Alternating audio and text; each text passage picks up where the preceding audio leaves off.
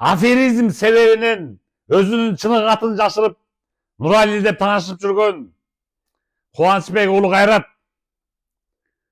сен аферлууңа салып мени алдап кетипсиң. Айгүл деген Ысык көлдөгү инвалиддер үйүнүн жетекчисин алдап кетипсиң $4000. Окуя мындай болот. Сен барасың дагы аферлоону таанышасың. Өлкөдөгү номер 1 кишинин атын сатасың, туугандардын атын сатасың. Мен ошолордун командасындамын деп.